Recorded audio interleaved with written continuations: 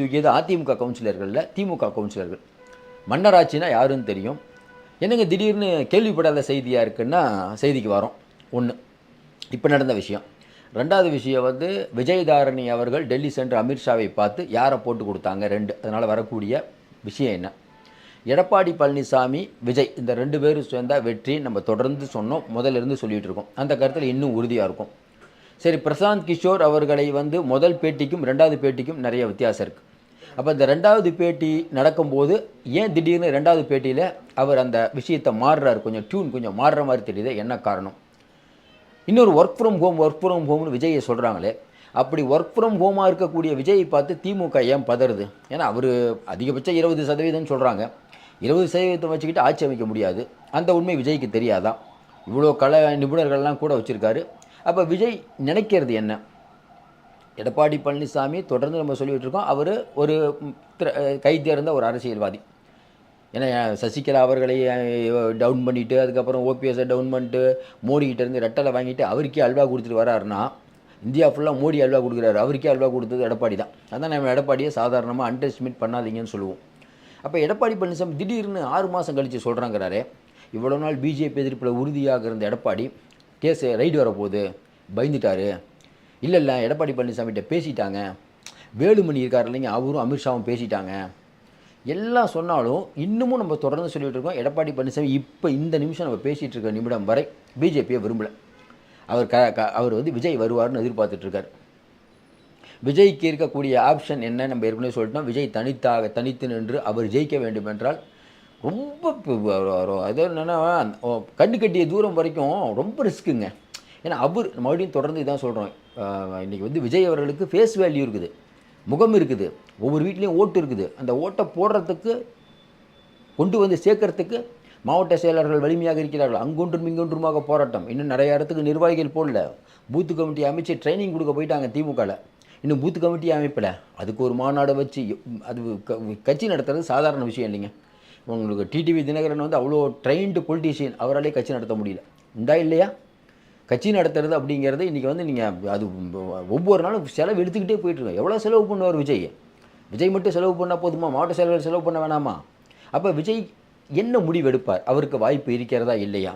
அரசியலில் எல்லாருக்கும் வாய்ப்பு இருக்குங்க. அவர் எடுக்கிற முடிவு தான். மக்கள் நல கூட்டணி அப்படிங்கிற ஒன்று அன்றைக்கி வராமல் இருந்திருந்தால் ஜெயலலிதாமா ஜெயிச்சிருக்க மாட்டாங்க. உண்டா இல்லையா? யாராவது நினச்சாங்களா? பழம் நழுவி பாலில் விழுந்ததுன்னு கலைஞர் சொன்னார்ல. கலைஞர் யார்? மூதறிஞர், இசை, எல்லாமே. அரசியலை தன்னுடைய மூச்சாக இருக்கக்கூடிய ஒருவர் எப்படி ஏமாந்தார்? எல்லாரும் இன்றைக்கி சொல்கிறாங்க 2026 திமுக தான் கண்டிப்பாக. எப்படி திமுக ஜெயிக்கும்? அரசியல் சாணக்கியனான கலைஞரே அவுட் ஆனார். ஏன் அவுட் ஆனார்? தப்பான கேம் விளையாண்டார். அவர் ஒன்று கணக்கு போட்டார், விஜயகாந்த் வந்துடுவார்னு. தட்டி தூக்குனது ஜெயலலிதாம்மா. அப்போ கலைஞருக்கு அல்வா கொடுத்தாங்களா ஜெயலலிதானா? ஆமாம், எல்லாம் அல்வா தான். திருமங்கலம் ஃபார்முலான்னு சொல்லிட்டு முதல்ல அழகிரி அவர்களை வச்சு திமுக உருவாக்குச்சு. அதுக்கப்புறம் அதிமுக மருங்காபுரி அதுக்கு அவங்க உருவாக்கிட்டாங்க. உண்டா இல்லையா? அதனால் இன்றைக்கி இருக்கக்கூடிய சொல்லுங்கள், திறமை யாருக்கும் சொந்தம், ஒரே ஆளுக்கு சொந்தம் இல்லைங்க. என்ன ஒன்றுனா, உங்கள்கிட்ட அதிகாரம் இருந்தால் நீங்கள் 2 பேரும் ஒரே மூலக்காரங்க. 2 பேர்கிட்ட இவர்கிட்ட அதிகாரம், ஒருத்தர் அதிக மூலக்காரர்னு வச்சுக்கோங்க. இப்போ வேலுமணி செந்தில் பாலாஜி இருக்காங்க. 2 பேருக்குள்ள வித்தியாசம் என்ன? முதல்ல செந்தில் பாலாஜிட்டு வேலுமணிட்டு அதிகாரம் இருந்தது. அப்போ ஒரு கொடி நட்டினார், எல்லா தொகுதியும் ஜெயிச்சார். இப்போ அந்த அதிகாரம் செந்தில் பாலாஜிட்டு இருக்குது. வேலுமணி அமைதியாக இருக்கார், செந்தில் பாலாஜி சூப்பருங்கிறாங்க. 2 பேரும் ஒரே ஏரியா தான், ஒரே விதமான நிர்வாகிகள் தான். ஆனால் இன்றைக்கி ஜெயிக்க 2 பேரும் இப்போ ஈக்குவல். அதிகாரம் கை மாறினா முடிஞ்சு போச்சு. அதிகாரம் இருந்தால் அது அதோடைய வேல்யூ தனி. அப்போ அந்த அதிகாரத்துக்கான போட்டியில் முந்துவது யார்? அப்போ கலைஞர் அவர்களே இவ்வளவு சாதுரியமான கலைஞர்கள் டவுன் பண்ணது என்ன? விஜயகாந்த். இன்னும் குறிப்பாக சொல்லணுன்னா, எந்த விஜயகாந்த் அவர்கள் ஜெயலலிதாவை நம்பி போனாரோ, நம்பிலாம் போகல, அவர் போனார். போய் கடைசி அவர் கட்சி என்னாச்சுன்னு தெரியும். அந்த பையன் விஜய்க்கு இருக்குமா இருக்காதா, இப்படி பலவிதமான விஷயங்கள் இருக்குது. ஆனால் அரசியலை பொறுத்த வரைக்கும் நீங்கள் வந்து தப்பான கேம் விளையாண்டிங்கன்னா மாட்டிக்குவீங்க. விவசாயிகள் நிம்மதியாக இல்லை, சிறு குறு தொழிலாளர்கள் நிம்மதியாக இல்லை, அரசு ஊழியர்கள் உங்களை எதிர்க்கட்சி ஆகணும்னு பார்க்குறாங்க, சத்துணவு ஊழியர்கள் போராட்டம், டாஸ்மார்க் போராட்டம், பாலியல் பிரச்சனைகள் இவ்வளோ இருக்கிறது, சொல்லிக்கிட்டே போகலாம். பட்டியலின மக்களுக்கான விரோதமான ஆட்சி நடந்துட்டு இருக்குது. கம்யூனிஸ்ட்கள், தொழிலாளர்கள் விரோதம். இன்றைக்கி கூட பார்த்திங்கன்னா டன்லப் இந்த கம்பெனிக்காரங்க போராட்டம் நடத்த ஆரம்பிச்சிட்டாங்க. ஏற்கனவே சாம்சங் போராட்டம், நிதி நிலைமை தெரியல, விண்ணை மட்டும் விலைவாசி உயர்வு, இப்படி எல்லாம் இருந்தாலும் இன்றைக்கி மக்கள்கிட்ட போய் கேட்கும்போது திமுக ஆட்சி மோசம்னு ஓடி போய் ஓட்டு போடுற அளவுக்கு இன்றைக்கி மக்கள் இருக்காங்கன்னா இல்லை. திமுக மேலே ரொம்ப அதிருப்திங்க, இந்த ஆட்சி வரவே கூடாது அப்படின்னா அப்படி இல்லைங்க. இது வந்து ஆபத்து. இதை நீங்கள் அடிக்கணும்னா எதிர்க்கட்சிகள் பயங்கரமாக இருக்கணும், இல்லைன்னா அடிக்க முடியாது. ஏன்னா எப்பயுமே அவர்களுக்குன்னு ஒரு வாக்கு வங்கி, அதையும் தாண்டின்னு சொல்லலாம். கட்டுக்கடங்காத பணம். பணத்தை வச்சு என்ன பண்ணலாம்? பணம் ஒரே ஒரு விஷயம் தான் இன்றைக்கி இருக்கக்கூடிய சூழ்நிலை, உங்களுக்கே சொல்ல வேண்டியதில்லை. பணம் பாதாளம் வரைக்கும் பாயும். இதில் பாலில் அடித்து சத்தியம், அந்த சத்தியம், இந்த சத்தியம். உதாரணமாக ஒன்று சொல்லிடுறேங்க. வேலுமணி ஒருத்தர் இருக்கார், இல்லைன்னா செந்தில் பாலாஜி வச்சுக்கோங்க. செந்தில் பாலாஜி ஒரு தொகுதியில் நிற்கிறார், அரவக்குறிச்சியில் நிற்கிறார். ஒரு ஓட்டுக்கு எவ்வளோ செலவு பண்ணுவார் அப்படிங்கிறது உங்கள் எல்லாருக்கும் தெரியும். சாதாரணமாகவே 2000 ரூபா அவர் தொகுதியில் எப்படி செலவு பண்ணுவார்? தொகுதியில் 10 நாளைக்கு ஒரு தடவை போய் தொகுதியை சூப்பராக வச்சுருக்கார். அவர் வெளியில் கெட்டவராக இருக்கலாம், கெட்டவராக சும்மா சொல்கிறோம், ஒரு கெட்டவராக இருக்காருன்னு வச்சுக்கோங்களேன், நல்லவராக கொடுக்கலாம், தொகுதியை பொறுத்தவரை நல்லா பண்ணிகிட்டு இருக்கார். அப்படி ஏற்கனவே நம்ம பேசின மாதிரி திமுகவில் ஒரு 25 பேர் இருக்காங்க. அந்த ஏரியான அவர் தான். KN நேரு அவர்கள் திருச்சியில் நீங்கள் அவ்வளோ ஈஸி அலை அடித்தாலும் வந்துடுவார். உங்களுக்கு தெரியும், அதாவது வந்து புரிய அலை. ஜெயலலிதா அம்மா அலை அடிக்கும் போதும் சரி, தொடரட்டும் இந்த பொற்காலம் சொல்லி கலைஞர் அடிக்கும் போதும் சரி, பல பேர் தப்பிச்சு பொழைச்சி வருவாங்க. 10 ஆண்டு கால அதிமுக ஆச்சுங்க. போன தடவை வந்து எல்லாருக்கும் தெரியும் தோக்க போகிறாங்கன்ட்டு. அதுலேயும் வேலுமணி, தங்கமணி, நீங்கள் ஜெயிச்சவங்க பாருங்களேன். வேலுமணி ஜெயிச்சாரு, தங்கமணி ஜெயிக்கிறாரு, விஜயபாஸ்கர் ஜெயிக்கிறாரு. அப்போ இவங்க எல்லாத்தையும் பாருங்கள். எடப்பாடி பழனிசாமி ஜெயிக்கிறாரு, OPS ஜெயிக்கிறாரு. இவங்கெல்லாம் யார்? கட்டுக்கடங்காத பணம் வைத்திருக்கக்கூடியவர்.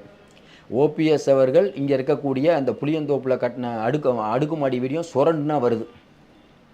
அவங்க பையன் பேர்லேயும் அவர் பேர்லேயும் உலகம் முழுக்க சொத்துக்கள் இருக்குது.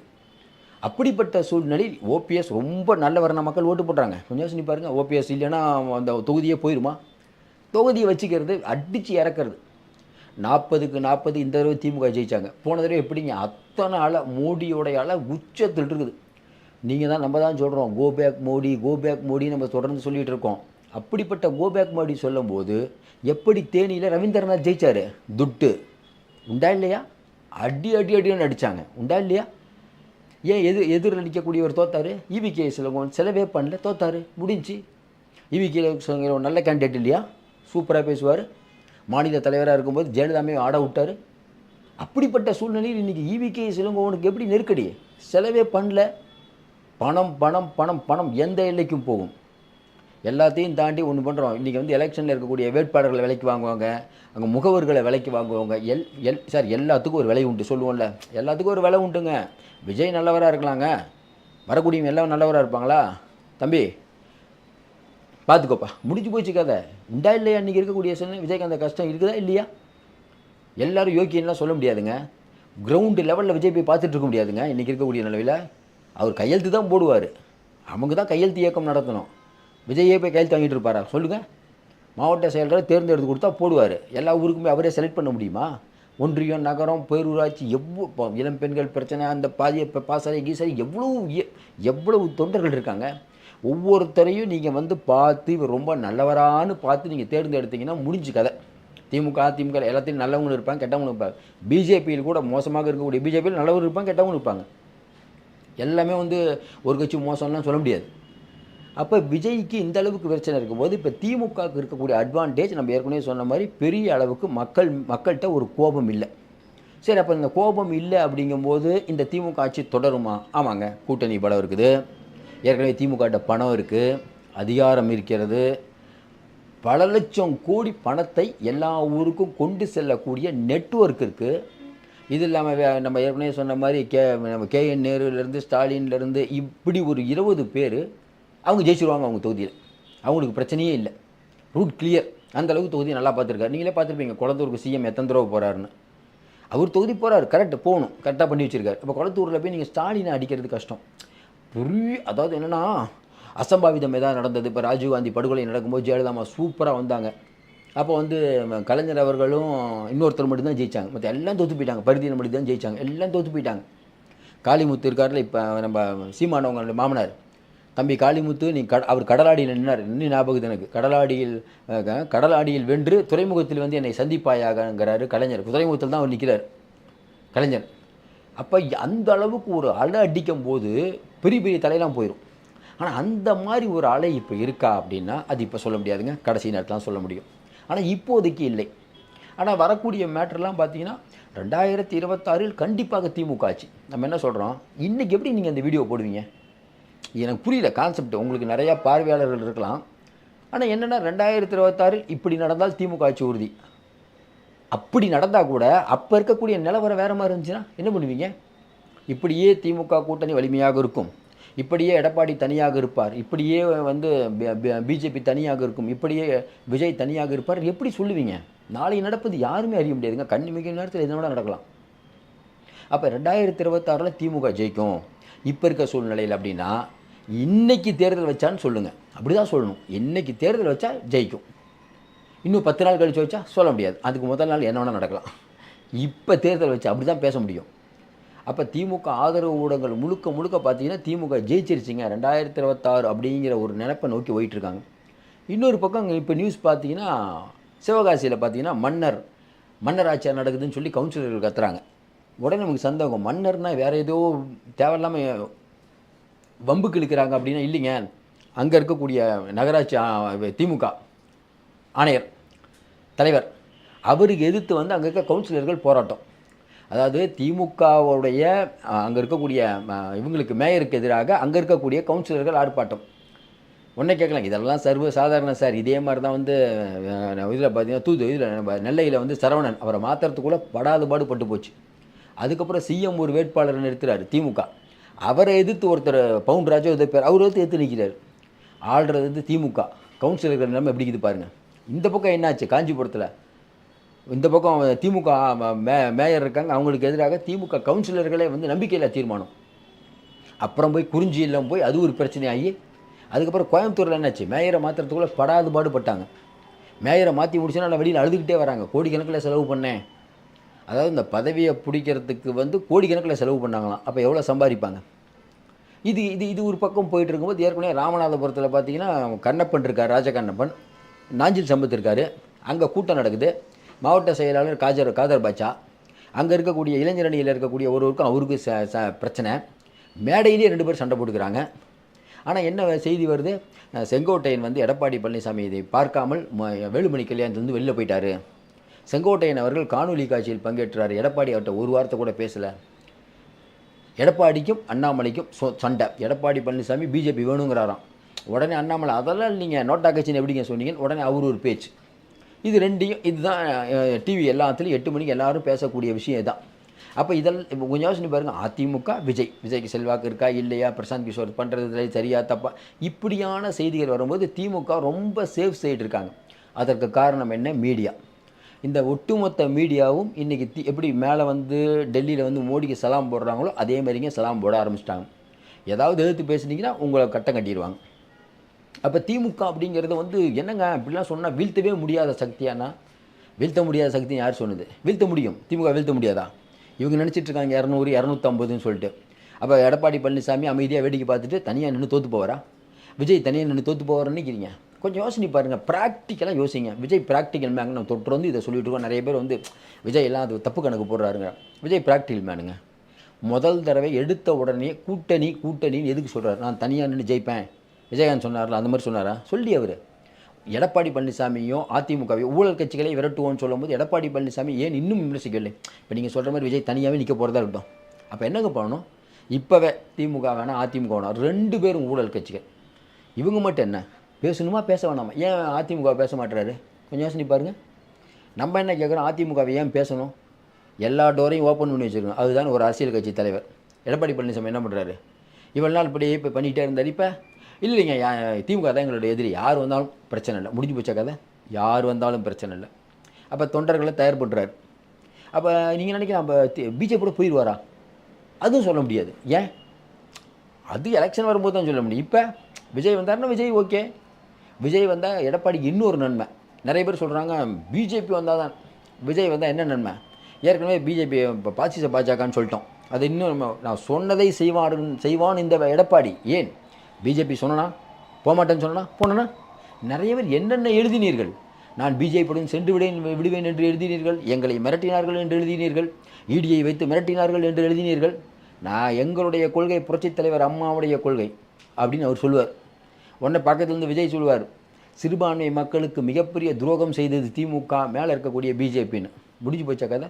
ஏன் சிறுபான்மை வாக்குகள் வராதா? எந்த எடப்பாடி பழனிசாமி சிறுபான்மை வாக்குகள்னு சொன்னார், அந்த சிறுபான்மை வாக்குகள் வருதா? இதில் இன்னொரு கால்குலேஷன் இருக்குது. பிஜேபியோட போய் சிறுபான்மை வாக்குகள் இல்லைன்னு வச்சுக்கோங்களேன், எடப்பாடி தோற்றுருவாருன்னு அப்படிலாம் இல்லை.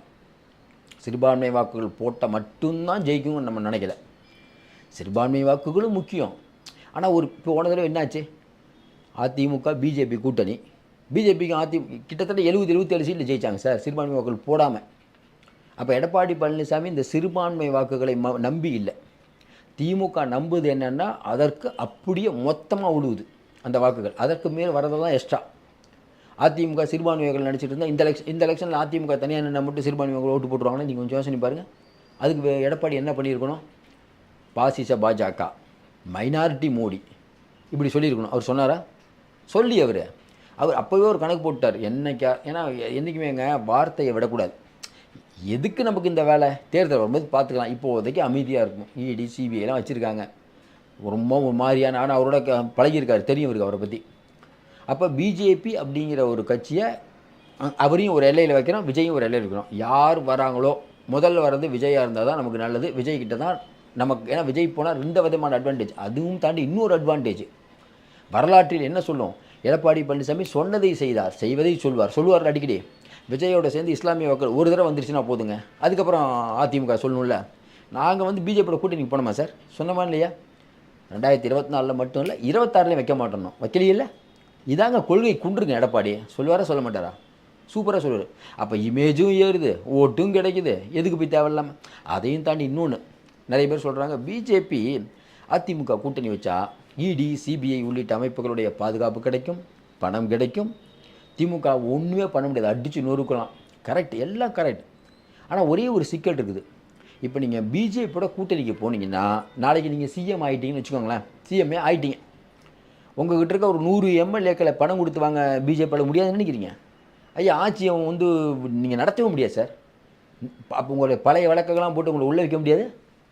எடப்பாடி பழனிசாமி பிஜேபியோட போயிட்டார் சார், எம்எல்ஏ முதலமைச்சர் ஆகிட்டார் சார், பிஜேபியோட சேர்ந்து எம்எல்ஏ ஆகிட்டார். பிஜேபிக்கும் அப்போ எம்எல்ஏக்கள் இருப்பாங்க கண்டிப்பாக, இவங்களோட சேர்ந்த எம்எல்ஏக்கள் வந்துடுவாங்க. அப்புறம் கூட்டணி கட்சிகள் இவங்க சொல்கிற டிடிவி தினகரன். என்ன சிக்கல்? எடப்பாடி என்ன யோசிப்பார்? நம்ம முதலமைச்சராக எல்லாம் பிரச்சனை இல்லை, நம்ம நோக்கம் தான் ஆயிடுறோம். ஆனதுக்கப்புறம் பிஜேபியை ஒரு கட்டுக்குள்ளே வைக்கலாம், அதுவும் பிரச்சனை இல்லை. ஆனால் அப்புறம் டிடிவி தினகரன் எம்எல்ஏ ஆயிடுவாரா? ஓபிஎஸ் எம்எல்ஏ ஆயிடுவாரா? தேவையில்லாத சசிகலா குரூப் உள்ளே வந்துருமா? இவங்க எல்லாம் சேர்ந்து நம்மளை ஆட்சி பண்ண விட மாட்டாங்க. அப்போ என்ன பண்ணுவாங்க? எந்த எல்லைக்கு போவாங்க? ஐயா, உங்களை எடப்பாடி தூக்கி ஒரு கேஸில் உள்ளே வச்சுட்டாங்கன்னா, முதலமைச்சர் கெஜ்ரிவாலை வச்ச மாதிரி வச்சாங்கன்னா கட்சி என்ன ஆகும்? சரி, நீங்கள் கேட்கலாம், அது ரைட்டுங்க. பட் எடப்பாடி பிஜேபியோட போகாமல் விஜயோட சேர்ந்து முதலமைச்சர், அப்போ இந்த சிக்கல் வராதான்னு வரும். அப்போ என்ன பண்ணுறோம்? ஒரு அட்ஜஸ்ட்மெண்ட்டுக்கு வர வேண்டியதான். இப்போ திமுக ஒரு அண்டர் கிரவுண்ட் இல்லைங்களா? முதல்ல அந்த அண்டர் கிரவுண்ட் இல்லைங்க தான் இருந்தார். டிடிவி ஓபிஎஸ் அதெல்லாம் சேர்க்காதீங்க, நான் உங்களுக்கு சப்போர்ட்டாக இருக்கேன், முடிஞ்சு போச்சு. பிஜேபி எதை வருமோ? டிடிவி இவங்களெல்லாம் சேர்க்கறது நான் பிஜேபியோடைய வாழ்நாள் எண்ணமா? அது அண்ணாமலைக்கு வேணால் எண்ணமாக இருக்கலாம். பிஜேபி ஹைகமாண்ட் என்ன நினைக்கும் சார்? பிஜேபி ஹைகமாண்ட் என்ன சார் நினச்சது போன தடவை? ஓபிஎஸ் இப்போ அண்ணாமலை சொல்கிறாரு, எங்களுடன் இருந்த டிடிவியை நான் எப்படி விட முடியும், எங்களுக்கு உற்றும் உயிருமாக இருந்தார். இதே மாதிரி தான் உத்தவ் தாக்கரே உங்களை பால் தாக்கரே உங்களை இதுக்கு மகாராஷ்டிரா கூப்பிட்டு வந்தார். கடைசி அவருக்கே அடிச்சிங்களா? அடிச்சிங்களா இல்லையா? நம்பிக்கை துரோகங்கிறது பிஜேபியோட கலந்ததுங்க. எல்லா அரசியல் கட்சி தலைவரும் பண்ணுவாங்க, துரோகங்கிறது இருக்கும். பிஜேபி என்ன நினச்சிது போன தடவை? ஓபிஎஸ் அவங்களோடையே இருந்தார், சொல்கிறதெல்லாம் கேட்டாரா? நீங்கள் கொஞ்சம் யோசனை பாருங்கள். பிஜேபி சொன்னால் நான் ஈரோடு வேட்பாளரை வாபஸ் வாங்குறேன் சொன்னது யார்? ஓபிஎஸ். அதையும் தாண்டி அவங்க பையன் மோடியோட படத்தையே வச்சுருப்பார், ஃபோட்டோ வச்சுருப்பார் பாக்கெட்டில். வச்சாரா இல்லையா? எல்லாத்தையும் தாண்டி மோடின்னு ஒவ்வொரு தடவை டெல்லி போகும்போதும் இவர் உடனே சந்திப்பார், அவர் இங்கே வந்தால் சந்திப்பார். குஜராத்துக்கே போனார், குஜராத் பதவியேற்பு விழாவுக்கு எடப்பாடி போகல, இவர் போகிறார். போகும்போதே அந்த காவி துண்டு ஒன்று போட்டு போகிறார். அதுக்கப்புறம் பார்த்தீங்கன்னா இப்படி இங்கே வரும்போது வரவேற்பு, நான் சந்தித்தேன் அப்படி இப்படிலாம் சொல்லிகிட்டு இருந்தார். கரெக்டாக எடப்பாடி பார்த்தார், ரெட்டலை வர வரைக்கும் பார்த்தார், உங்கள் சங்காத்தமே வேணான்னு சொல்லிட்டாரா? அதுக்கு முன்னாடி என்ன நடந்தது? எந்த பிஜேபியை இந்த அளவுக்கு ஒரு பூசாரி மாதிரி மோடி கடவுள்னா ஒரு பூசாரி மாதிரி இருந்த ஓபிஎஸ் எடப்பாடி கட்சி விட்டு எடுக்கிறார். உடனே மோடி என்ன பண்ணிடணும்? என்னங்க கட்சி விட்டு எடுத்துட்டீங்க, உங்களோடலாம் நான் கூட்டணி வைக்க மாட்டேன், என்ன இருந்தாலும் எனக்கு ஓபிஎஸ் தான் விசுவாசம் சொல்லியிருக்க வேண்டியதானே? எதுக்கு டெல்லிக்கு என்டிஏ கூட்டத்துக்கு யாரை கூப்பிட்டீங்க? காலங்காலமாக உங்களிடம் அடிமையாக இருந்த ஓபிஎஸ்ஐ கூப்பிடவில்லை, எடப்பாடியை கூப்பிட்டார்கள். ஏன் எடப்பாடியை கூப்பிட்டார்கள்? அவர்கிட்ட தான் கட்சி இருக்குது, முடிஞ்சு. இதை நிறைய பேர் தெரியாமல் பேசிகிட்டு இருக்காங்க. அப்போது எடப்பாடி பழனிசாமி என்ன நினைப்பார்? வரக்கூடிய நாட்கள் அப்படிங்கிறது பிஜேபியோட கூட்டணி வச்சா டிடிவி தினகரன்லேருந்து ஓபிஎஸ் மறுபடியும் கூட்டணிங்கிற பலத்தில் தான் உள்ளே வருவாங்க. இப்படி எடப்பாடி இப்போ என்ன சொல்கிறாங்க, அதாவது பிஜேபிக்கு ஒரு சீட்டு கொடுத்துருவாராம் யார்? எடப்பாடி. அந்த சீட்டை வச்சுக்கிட்டு பாட்டாளி மக்கள் கட்சிக்கும் நம்ம டிடிவி தினகரனுக்கும் ஓபிஎஸ் குடும்பத்தில் யாராவது ஒருத்தர் இவங்களுக்கெல்லாம் பிஜேபி கொடுத்துருமா. அப்போ என்ன சொல்ல வராங்கன்னா, அதிமுக தொண்டர்கள் டிடிவி நிற்கிற தொகுதியிலையும் ஓபிஎஸ் நிற்கிற தொகுதியிலையும் எப்படி வேலை பார்ப்பாங்க சார்? இன்னைக்கு இது கான்செப்டே புரியல, எப்படி வேலை பார்ப்பாங்க? அப்போ அங்கே வந்து நீங்கள் தான் துரோகின்னீங்க. ஓபிஎஸ் வந்து அம்மாவுடைய பில்டிங் அடித்தவர், அவரை போய் நாங்கள் மன்னிக்கலாமா கேட்டிங்களா இல்லையா? எப்படி பண்ணுவீங்க? அண்ணாமலை நிற்கிறாரு, அண்ணாமலை அவங்க அம்மாவை பற்றி தப்பாக பேசிட்டாருன்னு சொன்னீங்க. இப்போ எப்படி அதே அண்ணாமலைக்கு ஓட்டு கேட்பீங்க? நீங்கள் கேட்கலாம், என்னங்க நீங்கள் சொல்கிறது கரெக்டு தான், இவ்வளோ நெருடர்கள் இருக்குதே, பேச்சா பேசுனீங்க, பேசுகிறது கூட விட்டுருங்க, ஒரு எல்லைக்கு மேலே போயிட்டாங்க. அதாவது உருண்டு தவழ்ந்து நெளிந்து பதவியை வாங்கியது யாருன்னு அமர் பிரசாத் ரெட்டி சொல்கிறாரு. அவருக்கு பின்னால் இருந்தது யாருங்கிறது தெரியும். இன்னொரு பக்கம் பார்த்தீங்கன்னா, இன்றைக்கி இருக்கக்கூடிய டிடிவி தினகரன் இவர் ஒரு துரோகி. துரோகம் என்றால் மறுபெயர் எடப்பாடின்னு சொல்கிறாரு. இந்த அளவுக்கு பேசிட்டாங்க. சரி, ஒட்டலாமான்னா அதெல்லாம் ஒன்றும் பிரச்சனை இல்லைங்க. பண்டார பரதேசின்னு சொன்னோம், ஒட்டலையா? காங்கிரஸை திமுக திட்டுச்சு, ஒன்றுலையா? இதெல்லாம் அரசியலில் சகஜமாப்பா, ஒன்றிக்க வேண்டிதான், பண்ண வேண்டிதான். ஆனால் என்ன சிக்கல் வரும்னா, ஒரு உரையில் ஒரு கத்தி. முதல்ல எடப்பாடி பழனிசாமி 4 வருஷம் இருக்கும்போது டிடிவி தினகரனுக்கு அதிகாரம் இல்லாமல் வந்தார். இன்றைக்கி பிஜேபிகிட்ட நெருக்கமாக இருக்கார், குறிப்பாக அண்ணாமலைகிட்ட நெருக்கமாக இருக்கார். அண்ணாமலைஜி அவர் டிடிவியை விட்டாலும் அண்ணாமலைஜி விட மாட்டார் பொழுது, டிடிவி தினகரன் எங்கள் நண்பருங்கிறார்.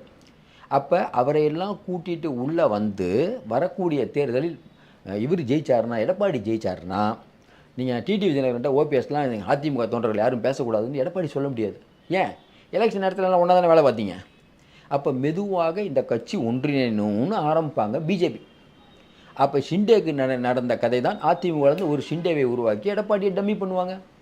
அதற்கு பதிலாக ஐயா பிஜேபியோடலாம் இல்லையா, நம்ம வந்து டிவிக்கோட கூட்டணி ஜெயிக்கிறார், ஏதாவது நீங்கள் பண்ணிங்கன்னு வச்சுக்கோங்களேன், அம்மா ஆட்சியை திட்டமிட்டு பிஜேபி வந்து கவுக்க பார்க்குதுன்னு ஒரு பிட்டை போடுறது ஒன்று. அப்படி இல்லைன்னு வச்சுக்கோங்களேன், பிஜேபி அண்டர்ஸ்டாண்டிங் தான். ஓபிஎஸ் டிடிவிலாம் பிஜேபி பேசுவாங்கன்னு நினைக்கிறீங்க சார்?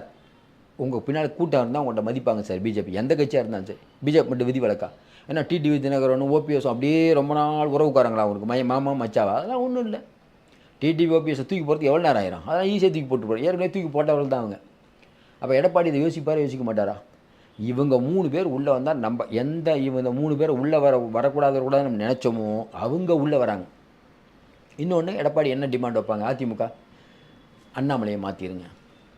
அண்ணாமலையை மாற்ற முடியுமா? நிறைய பேர் சொல்கிறாங்க அண்ணாமலையை மாற்றிட்டு சரத்குமார் முடிஞ்சு கட்சி. மேலே பிஜேபிக்கு தெரியும் சார், அண்ணாமலை அப்படிங்கிற ஒருத்தர் இன்றைக்கி கட்சியை ஒரு அளவுக்கு மேலே கொண்டு போயிருக்காரு, உண்மை. அவரை பற்றி நம்ம என்ன வேணால் சொல்லிக்கலாம், சாட்டை அடிச்சு என்னங்க கோமாளி மாதிரி பேசுகிறாருங்க, எல்லாம் ஓகே தான். டெய்லி செய்தி பாருங்கள். இன்றைக்கி பிரதான எதிர்க்கட்சி அவருங்கிற ரேஞ்சில் 10 பேர் தான் இருக்காங்க கட்சியில். ஆனால் பெரிய அளவுக்கு அந்த நாங்கள் 19% வாங்கிட்டாங்களாம். நமக்கே புரியல, எப்படிங்க 19%? போன தேர்தலில் வாங்கினோம்ல. ஆமாங்க, அதில் வந்து இவருக்கு இருக்குது, நம்ம ஐயா ராமதாஸ் ஓட்டு இருக்குது, டிடிவிக்குன்னு ஒரு செல்வாக்கு இருக்குது, ஓபிஎஸ் தனி மாதிரி செலவு பண்ணியிருக்காரு, அவருக்குன்னு ஒரு செல்வாக்கு இருக்குது, சௌமியா அன்புமணிக்குன்னு ஒரு செல்வாக்கு இருக்குது. இல்லைங்க நாங்கள் ஆமாங்க, போன தடவை மோடியோடைய வாக்குங்க, திமுக வரக்கூடாதுன்னு நினச்சாங்க மக்கள், அதனால் ஓட்டு போட்டிருக்கலாம். அதாவது ஓரளவுக்கு இருக்க திமுக எதிர்ப்பு வாக்குகள் அதிமுக போகாமல் போன தடவை பிஜேபிக்கு போயிருக்கலாம். அதை வச்சு 19% அப்படின்னா நினப்பு தான் பொழப்பு கெடுக்குதுங்கிற கதை தான் அது. அப்போ அதிமுக அப்படிங்கிற ஒரு கட்சிக்கு சேஃபான இடம் இன்றைக்கி பார்த்தீங்கன்னா விஜய். இப்போ நல்ல யோசனை பாருங்கள், எடப்பாடி பழனிசாமிக்கு பிஜேபி போகிறதுல என்ன தயக்கம்?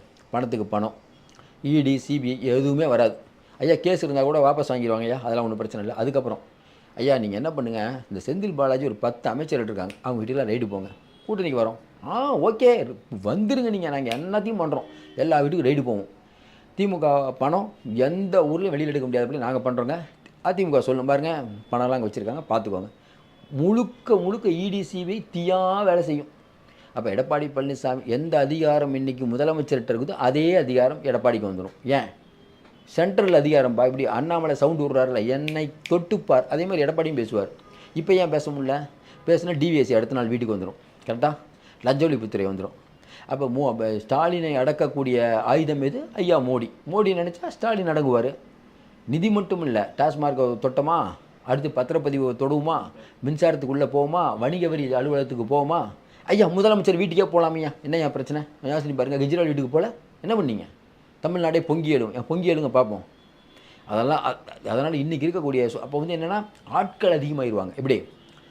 எடப்பாடி பழனிசாமி, பிஜேபி, அதுக்கப்புறம் பார்த்தீங்கன்னா நம்ம ஏசி சண்முகம், பாரிவேந்தர். நீங்கள் யோசனை பண்ணீங்க, ஏசி சண்முகம், பாரிவேந்தர் 2 பேர் நினைக்காதீங்க, பின்னாடி இருக்கிறது கட்டுக்கடங்காத பணம். பணம் பணம் பணம். அந்த பணம் பயங்கரமாக வேலை செய்யும்.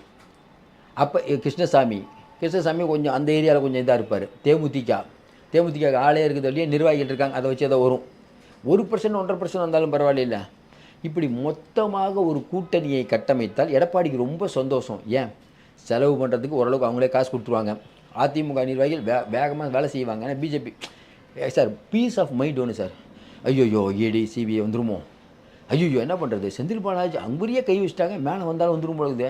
ஏன்னா எடப்பாடி பழனிசாமி இப்படி பண்ணுறாரு, அண்ணாமலை சும்மா இருக்க மாட்டார், அண்ணாமலை சும்மா இருந்தாலும் டிடிவி சும்மா இருக்க மாட்டார். அப்போ எல்லாத்தையும் தூக்கிட்டா என்ன பண்ணுறது? தேர்தலுக்கு செலவு பண்ணுறது, செலவு ஃப்ரீஸ் பண்ணிட்டோம்னா பிஜேபியோட சேர்ந்தால் அது பிரச்சனை இருக்காது. எல்லாம் மேலே இருக்கவும் பார்த்துக்குவோம் சார், எங்களுக்கு என்ன சார் சூப்பராக வேலை பார்க்கணும் சார். ஐயா இஸ்லாமிய ஓட்டுக்கு கிடைக்காதுப்பா, முடிஞ்சு போச்சுப்பா, அடுத்த வேலையை பார்ப்பா, முடிஞ்சு போச்சு, அப்படி போயிடுவாங்க அதிமுக. இவ்வளவு சலுகைகள் இருந்து விஜய் கூட பணம் என்ன? விஜய் கட்சிக்கும் தேர்தலுக்கு எடப்பாடி தான் செலவு பண்ணணும்.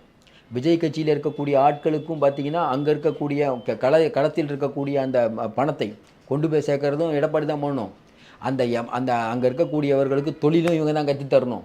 எல்லாத்தையும் தாண்டி வேலுமணி, தங்கமணி, அந்த கோயம்புத்தூரில் போய் விஜய் கட்சி ஒரு வேட்பாளரை போடுறான்னு வச்சுக்கோங்களேன்.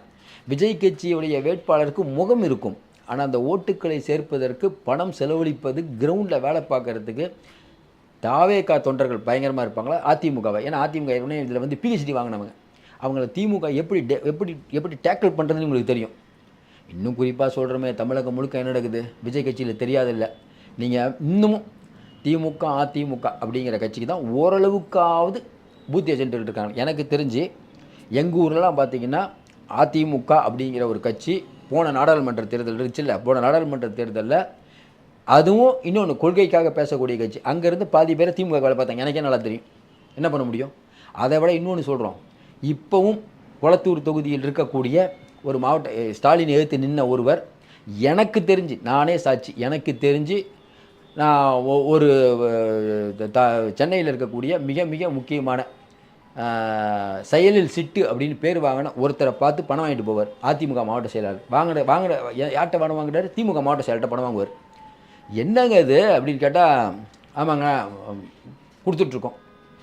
இப்போ அதே மாதிரி தான் அதிமுக நடக்குது. அதிமுகவில் சென்னையை சேர்ந்த 2 மாவட்ட செயலாளர்கள் திமுகவோட உறவில் இருக்காங்க, தெரியாமல் இருக்குது. எடப்பாடி பழனிசாமி கண்டிச்சார்னு இப்போ வந்துச்சு. ஏன் கண்டிக்கிறாரு? உள்ள அவ்வளோ திமுகவில் உட்கட்சி பிரச்சனை ஏன் பெருசாக வரமாட்டேது அப்படின்னா, தேர்தல் நேரத்தில் வரும். இப்போ அதிகாரம் இருந்தால் பெருசாக வராது. அதிமுகவில் இருக்குது, எல்லா கட்சியிலும் இருக்கும். இந்த உட்கட்சி பிரச்சனையை தாண்டி விஜய், நம்ம வழி சொல்கிறோம், விஜய்க்கு இருக்கக்கூடிய டிராபேக் என்ன? விஜய் எல்லா இடத்துக்கும் போக முடியாது. இன்னொன்றுங்க, ஒரு தலைவர் அப்படிங்கிறவர் அவர் தான் உத்தரவு போடணும். இங்கே என்ன தப்பு நடக்குது? நீங்கள் எவ்வளோ தான் உங்கள் ஃப்ரெண்டாக இருக்கட்டும் சார், நம்ம பிரசாந்த் கிஷோர் வந்து விஜயை யூஸ் பண்ணிகிட்ருக்காரு சார். முஸ்லீம் லீக்லேருந்து ஒருத்தர் சந்திக்கிறாரு, அவருக்கும் ஒரு மொத்தமே கட்சியில் 3 பேர் தான். அவர் கட்சி இணைஞ்சு அவர் விஜயோட வந்து நோம்பு கிமெல்லாம் வந்து அவர் பேர் வாங்கிட்டு போகிறார், விஜய்க்கு பேர் இல்லை சார். ஒருத்தர் வந்து உங்களோட கட்சியில் சேர்றாருன்னா அவங்களுக்கும் பயனாக இருக்கணும், உங்களுக்கும் பயனாக இருக்கணும். வந்து சேர்றவரால் உங்களுக்கு பயன் இல்லை, அவர் தான் உங்களை வச்சு வியாபாரம் ஆகிட்டு போகிறார். பிரசாந்த் கிஷோருக்கு இப்போ வந்து தமிழ்நாட்டில் இந்த அளவுக்கு பெரிய ஊக்கம் எதனால்? என்னப்பா விஜய் பக்கத்தில் உட்காரிச்சிட்டாரு. இப்போ சின்ன இளைய தலைமுறை எல்லாத்துக்கும் தெரியும்ல பிரசாந்த் கிஷோரை. பீகாரில் கூட அவர் தெரியாது, இங்கே தான் தெரியும். அவர் சொல்கிறாரு, அதெல்லாம் ஒன்றும் பிரச்சனை இல்லை, தனித்து தான் நிற்பார். அப்படியே அது அர்ஜுனாவுக்கு தெரியாது, விஜய் அவர்களுக்கு தெரியாது. விஜய் அவர்கள் தமிழ்நாட்டை அதிகமாக படித்து வச்சுருப்பார், பிரசாந்த் கிஷோர் அதிகமாக படித்து வச்சுருப்பார். மதுரை, திண்டுக்கல்லாம் என்ன இருந்தாலும் என்ன இருந்தாலுங்க நம்மளுடைய மண் அப்படிங்கிறது ஒன்று. இங்கே நீங்கள் இருந்துருக்கணும். கிரவுண்ட் ரியாலிட்டி என்ன இங்கே இருக்கக்கூடிய நிலைமையில்? ஏன் வந்து கமலஹாசனுக்கு பிரசாந்த் கிஷோர் வேலை செய்யலை? இன்னொன்று அட்வான்ஸ் அப்போ திருப்பி கொடுத்துட்டாரோ ஒரு பேச்சு வருது. என்ன அட்வான்ஸு? ஏற்கனவே வந்து நம்ம பிரசாந்த் கிஷோர் வந்து நிறைய பேர்கிட்ட பேசிகிட்டு இருக்கார்.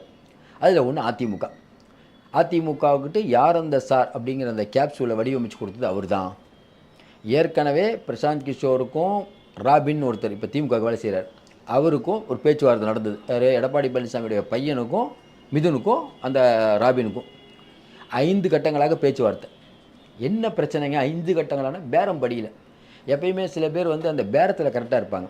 அரசியலில் பார்த்தீங்கன்னா பேரத்தில் கரெக்டாக இருக்கிறது பார்த்தீங்கன்னா நமக்கு தெரிஞ்ச ஐயா ராமதாஸ். அவருக்கு அந்த எண்ணிக்கை வர வரைக்கும் விட மாட்டார், கடைசி வரைக்கும் போராடுவார். பேரம் பேச தெரியாத ஒருவர் நம்ம திருமா பேசுவார், கொடுக்குறது வாங்கிட்டு வந்துடுவார். இல்லைங்க பரவாயில்லைங்க, அது ஒன்றும் பிரச்சனை இல்லைங்க. ஏன்னா சில பேருக்கு சில டேலண்ட் இருக்கும். சில பேர் நல்லா பேசுவாங்க, பேசுகிறவங்களுக்கு எழுத தெரியாது, எழுதுகிறவங்களுக்கு பேச தெரியாது. இந்த ரெண்டும் தெரிஞ்சவங்களுக்கு நடிக்க தெரியாது, நடிக்க தெரிஞ்சவங்களுக்கு சில விஷயம் தெரியாது. எல்லாம் எல்லாருக்கும் தெரியும்னு சொல்ல முடியாதுங்க. அட்மினிஸ்ட்ரேஷனுங்கிறது ஒரு பெரிய கலை. அந்த அட்மினிஸ்ட்ரேஷன் பண்ணால் மட்டும் மக்கள் உங்களை ஆதரிப்பாங்கன்னா ஐஏஎஸ் ஆஃபீஸர் தான் இருக்கணும். ஏன்? மக்கள் நலன் சார்ந்து யோசிப்பவர் தான். இப்போ விஜய் பற்றி சொல்லும்போது நம்ம சொல்லுவோம், அவருக்கு அரசியலே தெரியலைங்க. ரைட்டு, மக்கள் ஆதரவு இருக்குது. எம்ஜிஆர் வந்தார். எம்ஜிஆர் சிறந்த ஒரு அரசியல்வாதியா, கலைஞர் அரசியல்வாதியா? எம்ஜிஆர் கலைஞர் தான் அரசியல்வாதி. ஏன்? அதாங்க அவருடைய பேச்சு மூச்சு எல்லாமே. காலையில் எல்லா பேப்பரையும் படிச்சுட்டு உடனே, இன்னும் எனக்கு ஞாபகம் இருக்குது, தினமும் 5 மணிக்கு அவரை நான் பார்ப்பேன். எல்லா பேப்பரையும் படித்து தான் வருவார் பொழுது. வந்துட்டு செய்தியும் பார்த்துட்டு அதுக்கும் ஒரு கமெண்ட் போட்டுட்டு எல்லா செய்தி எனக்கு நிறைய பேர் தெரிஞ்சவங்க அவங்களுக்கெல்லாம் அவரே பேசுவார். என்ன ஏன் எழுதுறீங்க? அதாவது நீங்கள் எதுவுமே அவர்கிட்ட கண்ணில் மறைக்க முடியாது. இப்போ இங்கே வந்து ஸ்டாலின் அவர்கிட்ட போய் அண்ணே ஷோ போச்சுண்ணே, தமிழ்நாடு ஃபுல்லாக உங்கள் பேர் தானே பேசுகிறாங்க. ஆனால் இன்னொன்று தப்பாக எடுத்துக்கூடாது சொல்கிறேன்னு சொல்லிட்டு, நீங்கள் என்ன நினச்சாலும் பரவாயில்லண்ணே, உதயநிதி அவர்கள் பேரில் வந்து மக்களுக்கு ஒரு பெரிய ஒரு ஆர்வண்ணே, உங்களை விட இப்போ மேலே போயிடுவார் பொழுது நான் தம்பி, அந்த அளவுக்கு பேர் வாங்கியிருக்காருண்ணே. அதனால்ண்ணே நீங்கள் வந்து நம்ம வந்து உதயநிதி அவர்கள்ட்ட வந்து பெரிய அளவுக்குண்ணே பயங்கரமாக பிரச்சாரம் அவரை வச்சு நம்ம பண்ணுறோண்ணே. எல்லா மக்களும் கேட்குறாங்க உதயநிதி எங்கேலாம் கேட்குறாங்க. நிறைய பேர் என்ன சொல்கிறாங்கன்னா, மனக்குமுறல்கள் அவர்கள் என்ன சொல்கிறாங்க, உதயநிதி தலைவர் ஆகிட்டார், இருந்தாலும் நடிக்கிறியேங்கிற ஒரு பெரிய ஆதங்கம் எங்ககிட்ட இருக்குதுன்னு தம்பியோட நடிப்பு திறமையை அந்தளவுக்கு போராட்டுறான். இதெல்லாம் சொன்னால் ஒரு அப்பாவை எப்படி இருக்கும் அவருக்கு? Super super. அதை விட்டுட்டு போயிட்டு இப்போ நான் செயற்குழு நடக்கும்போது செயற்குழு நடந்தது இல்லை கொஞ்ச நாளைக்கு முன்னாடி, ஆனால் டெண்டர்லாம் வந்து அதிமுககாரங்க தான் கொடுக்குறாங்க. உட்கார்பாணி அதெல்லாம் உனக்கு தெரியுமா? ஏன்னா அவர் வந்து புகழ்ச்சியான உரைகளையே கேட்க விரும்புகிறார். உங்கள் பையன் சூப்பர், உங்கள் அல்வா வீடியோண்ணே ஐயோ தமிழ்நாடு ஃபுல்லாக பிச்சுக்கிச்சுண்ணே. நிறைய பேர் இப்போ எங்ககிட்டே கேட்குறாங்கண்ணே, என்னப்பா இல்லை சிஎம் ஒரு கெஸ்ட் ரோல் பண்ண முடியுமா? அவர் ஒரே ஒரு விஷயம் வந்தால் மட்டும் போதும், படம் சூப்பர் ஹிட். இதெல்லாம் ரொம்ப நீங்கள் சிரிக்கக்கூடாது, ரொம்ப சீரியஸாக பேசுவாங்க சார். ஏன்னா இன்றைக்கி புகழுக்கு மயங்காதவர்கள் யாரும் இருக்க முடியுமா? உங்களை மாதிரி ஒரு ஆளே இல்லை. அதை வந்து அதிகாரத்துக்கு போகக்கூடியவர்கள் இன்னும் விரும்புவார்கள். அவருக்கு நெகட்டிவே வரக்கூடாது, எல்லாம் பாசிட்டிவ் தான். ஆனால் தமிழ்நாடு ஃபுல்லாக உங்கள் பேர் தான். மகளிர் ஐயோ முழுக்க முழுக்க உங்கள் ஓட்டு. நான் என்ன பயண திட்டத்தில் கொடுத்து மகளிர்லாம் உங்களை தான் போட்டுட்ருக்காங்க. நீங்கள் வேறு 1000 ரூபா ஓட்டு விழுவும் பாருங்க, சரியான ஓட்டு விழுவுண்ணே. யாரும் பிரச்சாரத்துக்கு வேணாண்ணே, தம்பி ஒருத்தர் போதுண்ணே, தம்பி ஒருத்தர் போதும். எங்களுக்கு தெரிஞ்சு இந்த விடுதலை சிறுத்தைகள் கூட தேவையில்ல போகுதுண்ணே, நம்மளே நின்னாலும் ஜெயிச்சிடலாண்ணே. இப்படி தானே சொல்லுவாங்க, கொஞ்சம் சொல்கிறவங்க இப்படி தானே சார் சொல்லுவாங்க. இல்லைப்பா அதெல்லாம் இருக்கட்டும்ப்பா, இருந்துட்டு போட்டும்பா, இப்படி தான் பேச்சு வரும். புகழை மட்டுமே காதில், இந்த புகழுரைகளை காதில் கேட்டுக்கிட்டா அது வந்து சரி வராது. நிதர்சனம் என்னன்னு பார்க்கணும், கிரவுண்ட் ரியாலிட்டி என்ன. இப்போ வந்து பிரசாந்த் கிஷோர் அவர்களை வந்து ஏன் நம்ம குறை சொல்கிறோம்? விஜய் அவர்கள் முதலமைச்சர் ஆகணும்னு நினச்சிட்டு வர்றார். அப்போ நீங்கள் எப்படி ஐடியா கொடுக்கணும்? உங்களை மதித்து நம்பி அவர் கூப்பிட்டு வந்து உட்கார வைக்கிறார் சார். உட்கார வச்சாரா இல்லையா? நீங்கள் போய் வெளியில் என்ட்ரி விடலாமா? கொஞ்சம் யோசனை பாருங்கள். யாருங்க சொல்லணும்? விஜய்லாம் தனித்து தான் நிற்பார், அது விஜய் சொல்லணுங்க. நீங்கள் சொல்கிறீங்க யார்? நீங்கள் முதல்ல பீகார்லேருந்து வந்தீங்க, தேர்தல் வியூகப்பாளர் திமுக பணம் வாங்கிட்டு வேலை செஞ்சீங்க. சும்மா வேலை செஞ்சீங்க, பணம் வாங்கிட்டு தானே வேலை செஞ்சீங்க. யார் சார் விஜய்? கஷ்டப்பட்டு நடித்து ஐயோ எவ்வளோ மோசமான விமர்சனங்கள்லாம் தாண்டி ஒரு இடத்துக்கு உயருக்கு வந்து பல கோடி மதிப்புள்ள பணத்தை விட்டுட்டு வராரு சார். நீங்கள் பட் ஈஸியாக சொல்லிட்டு போயிட்டீங்க விஜய் தனித்து நிற்பார்னு. தோற்று போனால் யாருக்கு பிரச்சனை? உங்களுக்கு ஒன்றும் பிரச்சனை, நீங்கள் போயிடுவீங்க பீகாருக்கு. விஜய் இன்னொன்றுங்க, ஒருத்தர் வந்து அட்வான்டேஜ் கொடுக்குறாரு, ரொம்ப அட்வான்டேஜ் எடுத்துக்கூடாது சார் எப்பயுமே. விஜய் என்ன யோசிப்பார், என்னங்க அது நம்ம வந்து கூப்பிட்டு மேடை ஏற்றுறோம், இவர் பாட்டுக்கு போய் தந்தி டிவியில் உட்காந்துக்கிட்டு விஜய் பீகாருக்கு பிரச்சாரத்துக்கு வருவார். நம்ம ஏற்கனவே சொல்லிட்டு எப்படிங்க பிரச்சாரத்துக்கு வர முடியும்? இந்தி எதிர்ப்புன்னு கையெழுத்து போடுறாரு சார். அங்கே போய் ஹிந்தியில் பேசணும் சார், ஹிந்தி தெரியாது விஜய்க்குன்னா இங்கிலீஷில் பேசணும் சார். இங்கிலீஷில் பேசினா ஹிந்தியில் பேசுன்னு பிஜேபிக்காரங்க ஆளை கிளப்பி விடுவாங்க சார். விடுவாங்களா விட மாட்டாங்களா? தொகுதி மறுசீரமைப்பு அப்படிங்கிற பேரில் வந்து விஜய் வந்து பீகாருக்கு துரோகம் பண்ணுறாரு, நமக்கு அதிகமாக எம்பி சீட்டு கொடுக்குறத விஜய் கெடுக்கிறாரு. பேசுவாங்களா பேச மாட்டாங்களா? ஏற்கனவே பேசினவங்க தான் வட இந்தியாக்காரங்களெல்லாம் இங்கே தமிழ்நாட்டில் அடிக்கிறோன்னு பேசி வீடியோ போட்டார்ல ஒரு ஆள் பிஜேபிக்காரர் தான். இந்த மாதிரி வேலைலாம் பிஜேபி சூப்பராக பண்ணும். அப்போ பிஜேபி அப்படிங்கிற ஒரு கட்சி பிரசாந்த் கிஷோருக்கு இவர் போய் பிரச்சாரத்துக்கு பண்ணி அதன் விளைவாக விஜய் சந்திப்பது அவமானம் தானே. விஜய் எப்படி இது ஒத்துக்குவார்? ஏங்க உங்களை நண்பருங்கிற முறையில் வந்தவரை வாழ வைக்கும் தமிழ் நண்பருங்கிற முறையில் கூட உட்கார், அதே நமக்கு உடன்பாடு இல்லை. விஜய் ரசிகர்களுக்கு உடன்பாடாது. நாங்கள் அது அவர் பாட்டுக்கு அவருக்காகலாம் இங்கிலீஷில் பேசிகிட்டு இருக்காரு. தளபதி பேசுவாங்களா பேச மாட்டாங்களா? தளபதி தமிழ் எங்கள் உயிர் மூச்சுன்னு சொல்கிற தளபதி எடுத்த உடனே தமிழில் அல்லவா பேச வேண்டும்? தமிழக வெற்றி கழகம் பேர் கொஞ்சம் யோசனை பாருங்கள். அப்போ பீகார்லேருந்து வந்து நீங்கள் எல்லாத்துக்கும் ஐடியா கொடுத்துட்ருப்பீங்க. அப்போ விஜய் தப்பு பண்ணிட்டாருன்னா எங்கள் அரசியலில் வந்து ஒவ்வொரு விஷயமும் ஒரு பாடம், எல்லாம் கரெக்டாக பண்ண முடியாது. விஜய் தப்பு பண்ணிட்டாருங்க, அவருக்கு அரசியலே தெரியல, நம்ம சொல்லலை. அவர் ஒரு முயற்சி எடுக்கிறாரு. அவர் என்ன முயற்சி எடுத்திருப்பார்? திமுகவுக்கு வேலை செஞ்சுருக்காரு கரெக்டாக. திமுகவுடைய விஷயம் எல்லாம் தெரியும் அவருக்கு. அவருக்கும் அவங்க மருமகனுக்கும் பிரச்சனைங்கிறாங்க. அப்போ இன்னும் கொஞ்சம் கோபமாக வேலை செய்வார். இவரை வச்சு பென் கம்பெனியை போட்டுவிட்டாங்க, அதனால் இன்னும் கோபமாக இருக்கார். இந்த நேரத்தில் நம்ம எழுப்போம். சரி ரைட்டு இழுக்கும் போது எல்லாம் பார்த்தது. அதுக்கப்புறம் தான் தெரியுது அதிமுக பேசிட்டு வந்திருக்காரு. பேசினா பரவாயில்ல, யார் இந்த சார் கேப்ஷன் இவர் தான் கொடுத்தது. ஓ அப்படியா, யார் இந்த சார் இதுதான் கொடுத்தது. இதுக்கு நடுவில் என்னன்னா மிதுன் வந்து இப்போ இவங்ககிட்ட பேசுகிறார். யார்கிட்ட? அங்கே ராபின்ட்ட. அவரை வந்து இப்போ திமுக விலைக்கு வாங்கிட்டு அங்கே போயிட்டு வேலை செய்கிறார். எந்த வியூக வகுப்பாளரும் அங்கே போக மாட்டார்.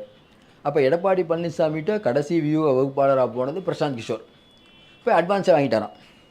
நீங்கள் கேட்கலாம், ஏங்க அட்வான்ஸ் வாங்கிட்டு எப்படிங்க பார்க்குறது? அது விஜய் பார்த்தா நான் அரசியல் கட்சி தலைவர் ஆகிட்டேன், அட்வான்ஸ் வாங்கினா சரின்னு சொல்ல முடியுமா?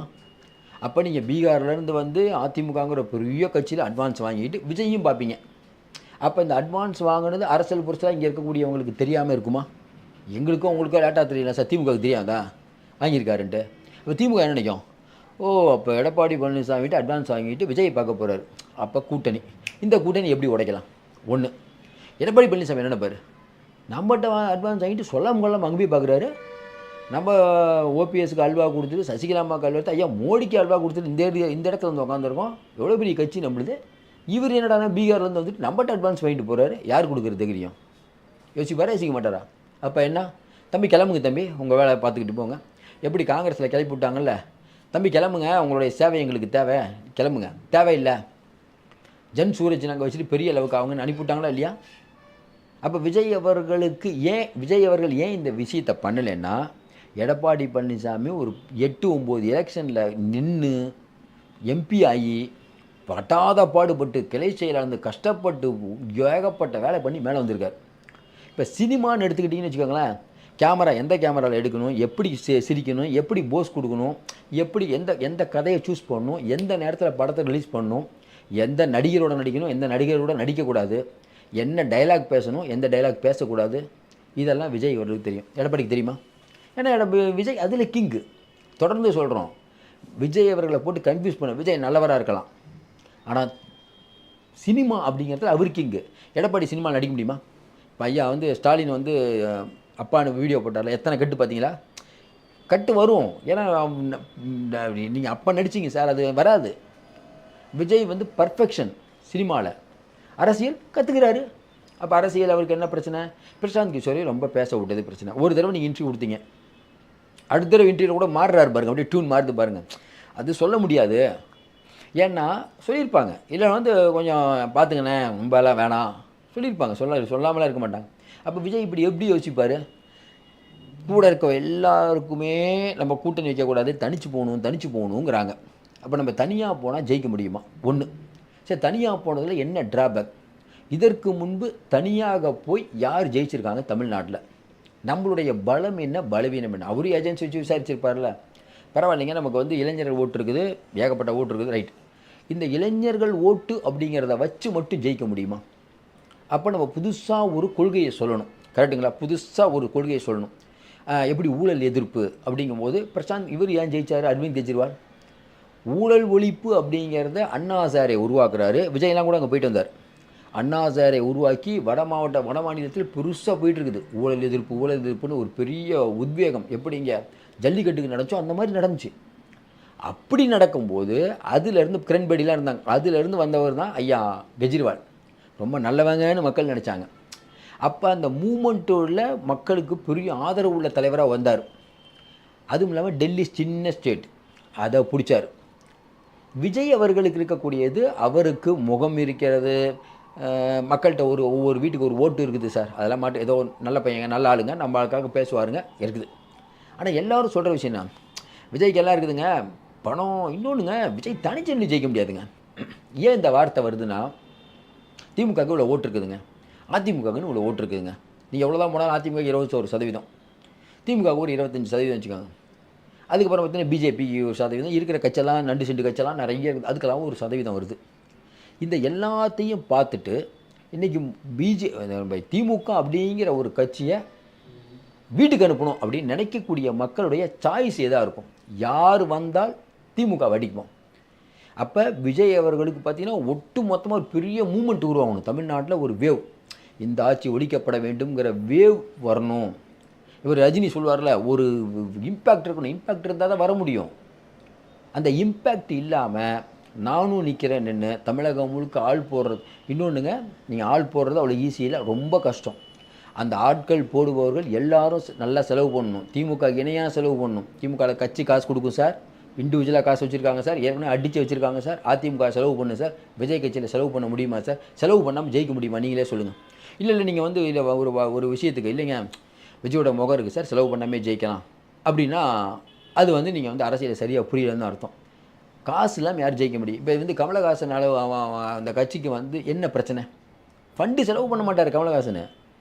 கடைசியாக சிவாஜி கணேசன் என்ன சொன்னார், ஐயோ என் பணமெல்லாம் போச்சுன்னு தான் சொன்னார். ஃபண்டு எப்படி பண்ண முடியும்? ஃபண்டு வந்து தமிழகம் முழுக்க பண்ணுறதுக்குலாம் திமுக அதிமுக விட்டு நமக்கு தெரிஞ்சு இப்போ திமுக பிஜேபி பண்ணும், சூப்பராக பண்ணும். வேறு எந்த கட்சிகிட்ட ஃபண்டு இருக்குது? ஃபண்டு இல்லாமல் நீங்கள் எப்படி எடுப்பீங்க? நீங்கள் ஃபண்டை சப்போஸ் விஜய்க்கு ஃபண்டு பண்ணுற வர மாதிரி ஒரு 2-3 பேர் பெரிய ஆளுங்க வராங்கன்னு வச்சுக்கோங்களேன், பிஜேபி எடுத்துகிட்டு ஃபண்டு கொடுக்க முடியுமா? இங்கே பக்கம் திமுக வைத்து தொழிலதிபர்கள் பணம் கொடுத்துருவாங்களா? செக் வைக்க மாட்டாங்களா? அப்போ புதுசாக ஒருத்தர் அரசியல் கட்சி வரும்போது அவருக்கு இந்த சங்கடங்கள் இருக்கும். ஒன்றும் வேணாங்க, விஜயகாந்த் அவர்கள் முதல்ல தேர்தல் நின்னாருங்க, அவர் ஜெயிச்சாருங்க. விஜயகாந்த் ஒரு நல்ல மனிதரா இல்லையா, நீங்களே சொல்லுங்கள். தமிழ்நாட்டில் நல்ல மனிதரா இல்லையா விஜயகாந்த்? நல்ல மனிதர். விஜய் அளவுக்கு புகழ் இருக்கா? இருக்குது. விஜய் அவர்களான கொஞ்சம் அதிகமாக இருக்கலாம் யங்ஸ்டர் மத்தியில் இப்போ. ஆனால் விஜயகாந்த் நல்ல மனிதர்னு சொல்கிற விஜயகாந்த் அவர் மட்டும் ஜெயிக்கிறார். ஏன் அவங்க ஆளுங்க யாரும் ஜெயிக்கல? சரி, 2வது எலெக்ஷனில் அதிமுகவோட நின்னோர்ல, அதாவது திமுக ஊழல் கட்சி, அதிமுக ஊழல் கட்சி, நான் மட்டும்தான் வரேன் அப்படின்னு சொல்லும்போது மக்கள் ஆதரித்திருக்க வேண்டும், ஆதரிக்கல. அதுவே 2வது தடவை அதிமுகவோட கூட்டணிக்கு போகிறார். மக்கள் என்னங்க அது, ஐயா வேணாம் அம்மா வேணான்னு திட்டினீங்க, ஜெயலலிதாவோட கூட்டணிக்கு போகிறீங்க, உங்களுக்கு ஓட்டு போடலன்னு சொன்னாங்க, 40 சீட்டு கொடுக்குறாங்களே எப்படி? அப்போ மக்கள் என்ன நினைக்கிறாங்க, திமுக வீட்டுக்கு அனுப்பணுன்னா அம்மா வாழ முடியும், அம்மாவை வீட்டுக்கு அனுப்பணுன்னா ஐயா வாழ முடியும். ஓகே, இப்போ அதே போல் அதே சிக்கல் தான் விஜய்க்கு இருக்கிறது. இப்போ விஜய்யுடைய பிரச்சனை என்ன பாருங்கள். நீங்கள் சமீபத்தில் பார்த்தீங்கன்னா என்ன பண்ணணும், முதல் நாள் வந்து சொன்னார் ஒரு குடும்பம் சுரண்டது பிஜேபின்னு சொன்னார், ரைட். அதுக்கு அடுத்த நாள் வந்து வேங்கை வாசல் பிரச்சனை பரந்தூர்.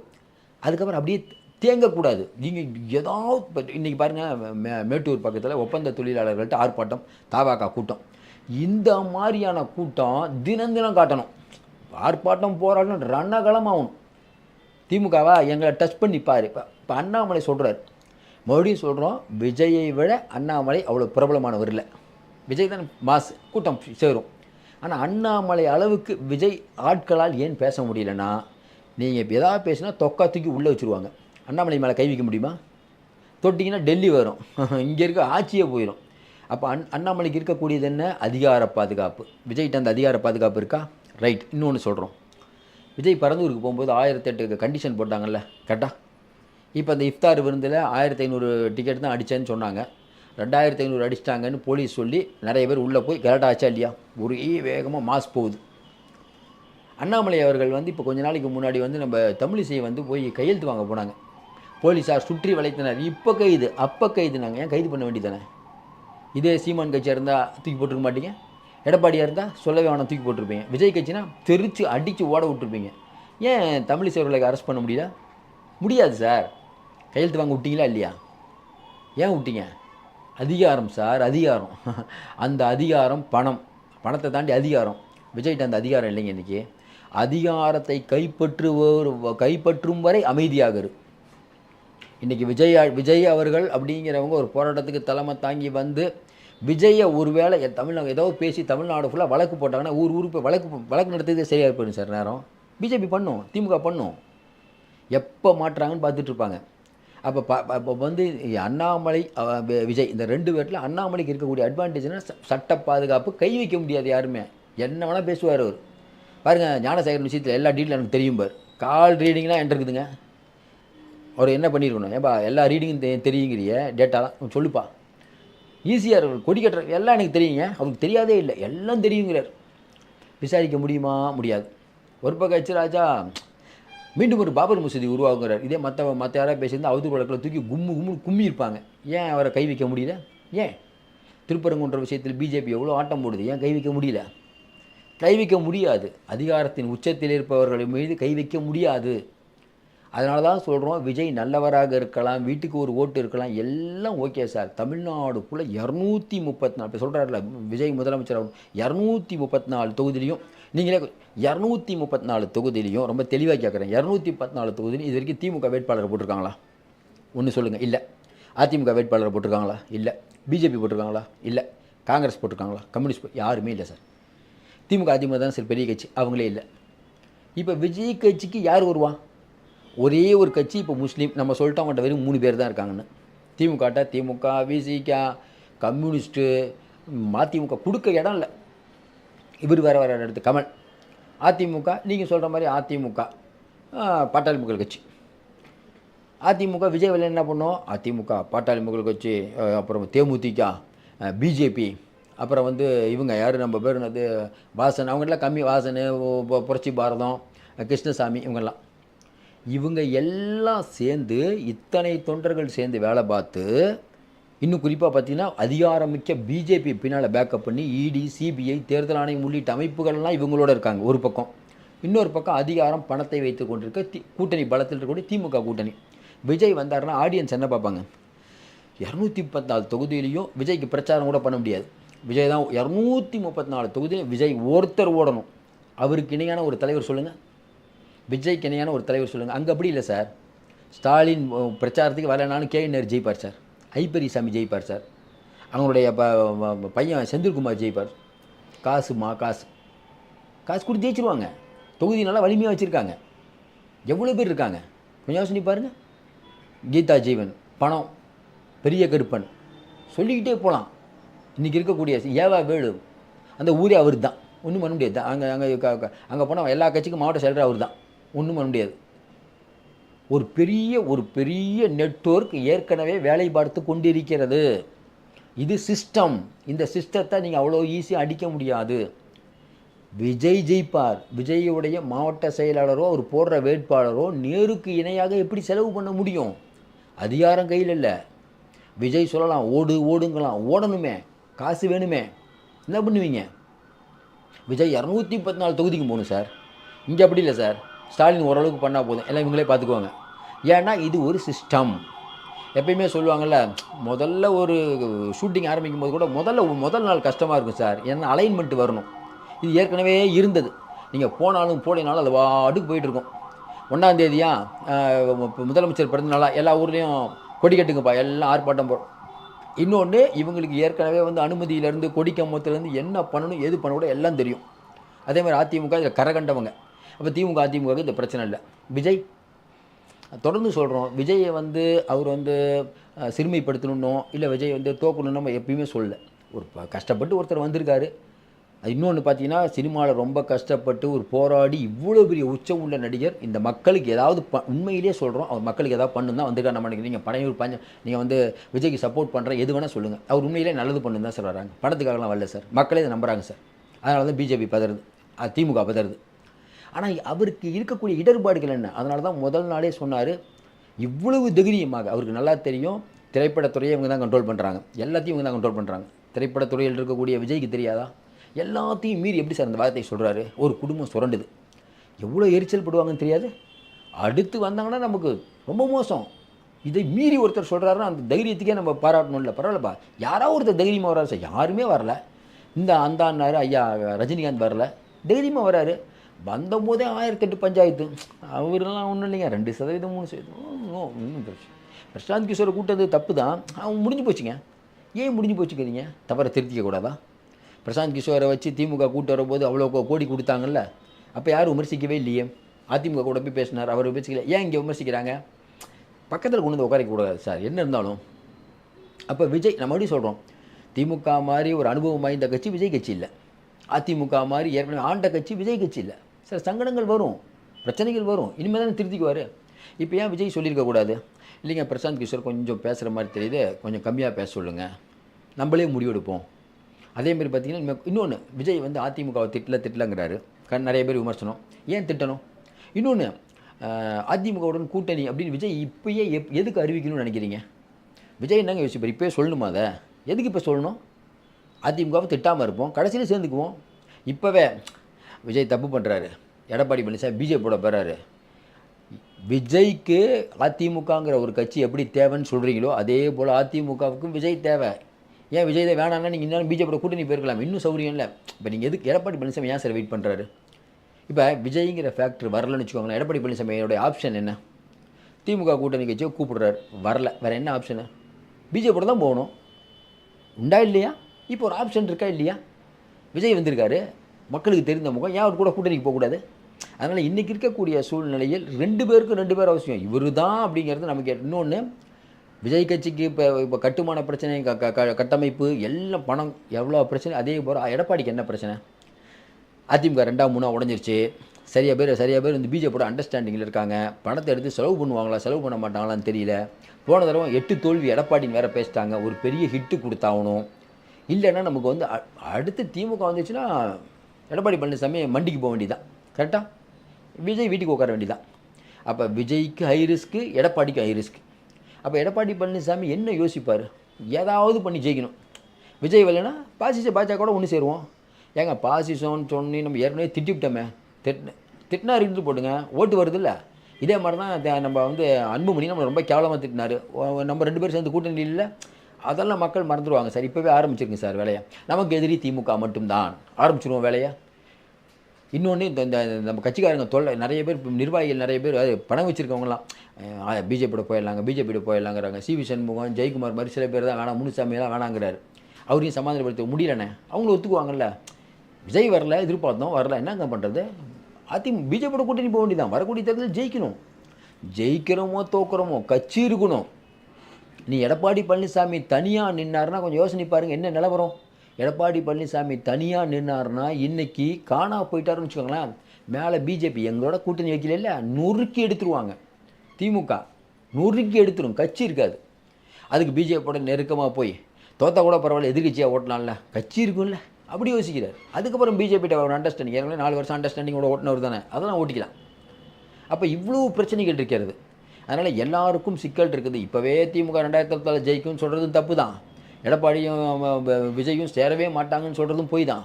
எடப்பாடி கண்டிப்பாக பிஜேபியுடன் சேருவார் அப்படிங்கிறதும் போய் தான். எல்லாம் யுகம்தான், இன்னும் வரணும், காலங்கள் நிறையா இருக்குது. அதுக்குள்ளேயே சில பேர் வந்து 2026 திமுக தான். திமுகவுடைய கட்டமைப்பு பாருங்கள், எல்லாம் ஓகே தான். அடுத்த நிமிஷம் எல்லாம் நடக்கும்போது இப்போ வந்தால் திமுக ஜெயிக்கும். நாளை மறுநாள் இப்போ டாஸ்மார்க் பிரச்சனை வந்து அடுத்த அமலாக்கத்துறை எப்படி காய் நவுத்த போகிறாங்கன்னு தெரியல. கொஞ்சம் யோசனை பாருங்கள். ஏன் அமைதி காத்துட்ருக்காங்க? ஏன் வெளிவிடலை? இந்த ஒரு ரைடோடு நிறுத்தணுமா? அடுத்த ரைடு நிறையா போடுக்குமா? 14ஆம் தேதி செந்தில் பாலாஜிக்கு ஜாமீன் கொடுப்பாங்களா இல்லையா? ஏகப்பட்ட வேறு மண் டாஸ்மார்க்காக இருக்குது. கரெக்டாக 13ஆம் தேதி போய் 14ஆம் தேதி ஹியரிங் வருது. கரெக்டாக 13ஆம் தேதி போய் இடி செந்தில் பாலாஜியை விசாரிக்கணுங்க அப்படின்ட்டா மேலே உச்சநீதிமன்றத்தில் கேஸ் வரும்போது, இல்லைங்க அவர் ஏற்கனவே அடுத்த கேஸில் ஒன்று வந்திருக்காரு, அதனால் ஜாமீன் கொடுக்க முடியாது, இன்னொரு கேஸில் அரெஸ்ட் பண்ண போகிறோன்னா என்ன பண்ணுவீங்க? ஜாமீன் கொடுக்கலன்னா அரெஸ்ட் பண்ணிட்டாங்கன்னா இப்போ ஒரு வேளை வந்து 14ஆம் தேதி வந்து முதலமைச்சராக தொடர்றீங்களா இல்லையா? இவர் வந்து தொடர்வேன்னு சொன்னார்னு வச்சுக்கோங்களேன். சரி, ஏதோ ஒரு சின்ன கண்டிஷனோடு அனுப்பிடுச்சுன்னு வச்சுக்கோங்க. மறுபடியும் இன்னொரு வழக்கு போட்டாங்கன்னா அதில் ஜாமீன் கேட்டு போனால் கொடுக்க மாட்டாங்க, உள்ளத்துக்கு வச்சாங்கன்னா. இவ்வளோ பிரச்சனை இருக்குது. இன்னொரு பக்கம் பிஜேபியில் என்ன பிரச்சனை? அண்ணாமலை ரொம்ப தெளிவாக இருக்கார். என்ன தெளிவாக இருக்கார்? எடப்பாடிகிட்ட கூட்டணிக்கு போகக்கூடாது. அவர் என்ன நினைக்கிறாரு? எடப்பாடிகிட்ட கூட்டணிக்கு போகணுமா, ஆனால் வந்து டிடிவி கூட இருப்பார். இந்த வார்த்தை ஏன் சொல்கிறாரு? எடப்பாடி வெறுப்பேற்ற சொல்கிறாரு. அதாவது, நான் எவ்வளோ பெரிய ஆள் தமிழ்நாட்டில், நீங்கள் பாட்டுக்கு வேலுமணி அமித்ஷாவை சந்தித்து பேசுவீங்க, நான் இல்லாமல் நீங்களே ஒரு முடிவு எடுப்பீங்க. அது பாட்டுக்கு டக்குன்னு எடப்பாடி பழனிசாமி அதெல்லாம் இல்லை, நான் வந்து இதில் கூட்டணி வைப்பேன், இது பிஜேபியில், அதெல்லாம் கேட்காதீங்கன்னு அண்ணாமலைக்கு ஒன்றும் புரியல. என்னடா இவ்வளோ நாளாக நம்ம வந்து எடப்பாடியை கவுத்து விடலாம், தனியாக விடலான்னு பார்த்தா திடீர்னு அவர் இப்படி சொல்கிறாரு. உடனே பார்த்தீங்கன்னா வானதி சீனிவாசன்லேருந்து தமிழிசையிலேருந்து பொன் ராதாகிருஷ்ணன்லேருந்து ஒரு மகிழ்ச்சி, பரவாயில்லப்பா கூட்டணிக்கு வந்துட்டார். மேலே அவங்க சொல்லுவாங்கள்ல, ஐயா எடப்பாடி வந்து ரைட்டுன்ட்டார், நம்ம கூட கூட்டணி வர ரெடியாக இருக்கார், நீங்கள் பேசினா ஒர்க் அவுட் ஆகும். கரெக்டாக? ஆனால் பிஜேபிக்கு தெரியும், எடப்பாடி பழனிசாமி வந்து சிக்னல் கொடுக்கறது நமக்கும் கொடுக்குறாரு. இவர் முதல் சிக்னல் வந்து டிவிகேக்கு தான் கொடுக்குறாருன்னு தெரியும். அப்போ அண்ணாமலை பதறுவது என்ன? கண்டிப்பாக எடப்பாடியும் அண்ணாமலையும் ஒன்று சேர்ந்தால் அண்ணாமலையை மாற்றணுங்கிறது அதிமுக டிமாண்டாக இருந்தாலும் பிஜேபி மாற்றாது. அது வந்து நம்ம சொல்கிறோம் மாற்றாது. அண்ணாமலை தான் வச்சுக்குவாங்க. ஏன்னா அண்ணாமலை வந்து ரொம்ப முக்கியமான ஆளாக போயிட்டார் இன்றைக்கி. அவரை வச்சு தான் பெரிய அளவில் பில்டப் கொடுக்குறாங்க. அப்போ அண்ணாமலையை மாற்ற மாட்டாங்க. சரி, அண்ணாமலை ஒரு வேளை தொடர்றாருன்னு வச்சுக்கோங்களேன். அண்ணாமலைக்காக வேறு அரவக்குறிச்சியில் எங்கேயோ அதிமுக உள்ளன்போடு வேலை செய்யுமா? கொஞ்சம் யோசனை பாருங்கள். வேலை செய்ய நினைக்கிறீங்க? வானதி ஜெயிப்பாங்க. அவங்களுக்கு அதிமுக ஒன்றும் வேலை செய்வோம். இவருக்கு அண்ணாமலைக்கு வேலை செய்வாங்க.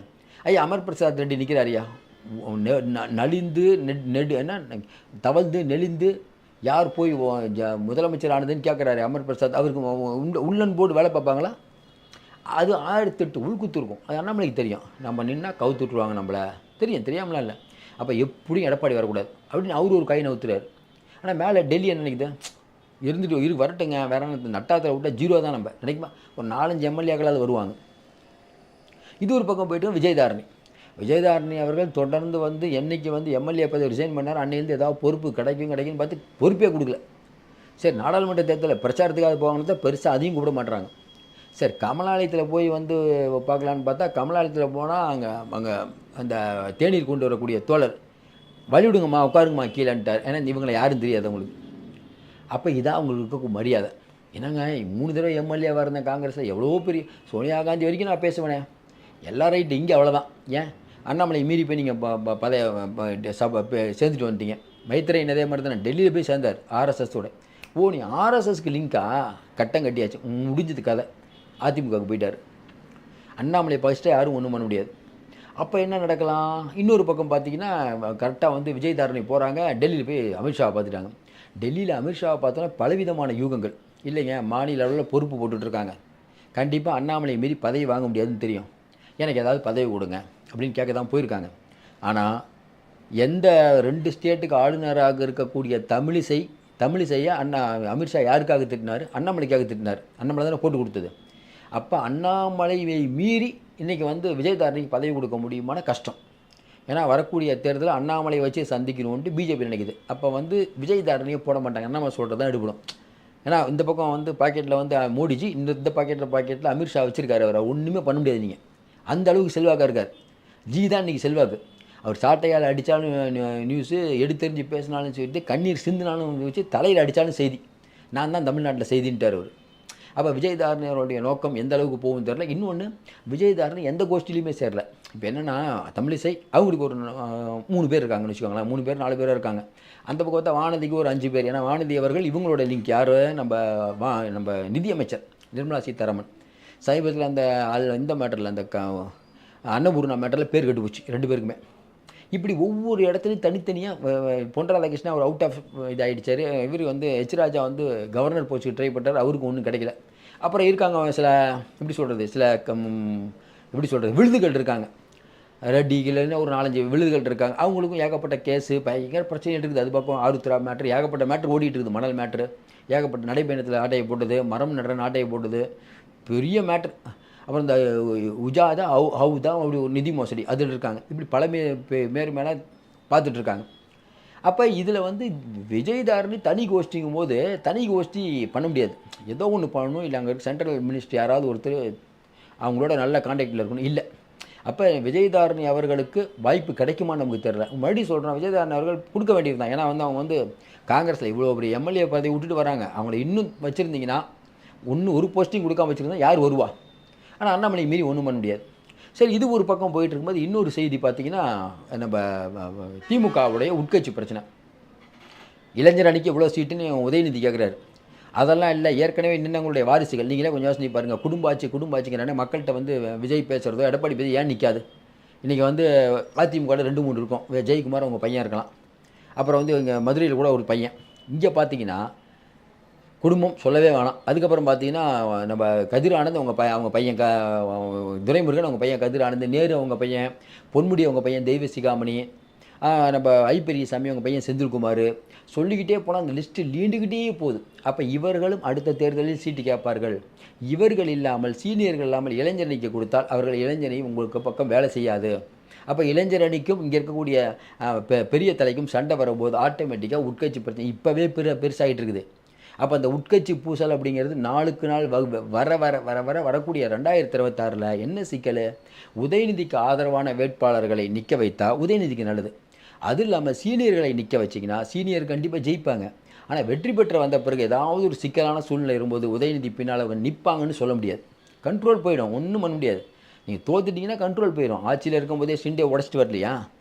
அப்போ நீங்கள் வந்து உங்களுக்கு தோதாளவில் நிற்க வைக்கலாம். அதற்கு அங்கே இருக்கக்கூடிய சீனியரோட தயவு தேவை. சீனியர் தயவு கொடுக்கலன்னா அது நிற்க வைக்க முடியாது.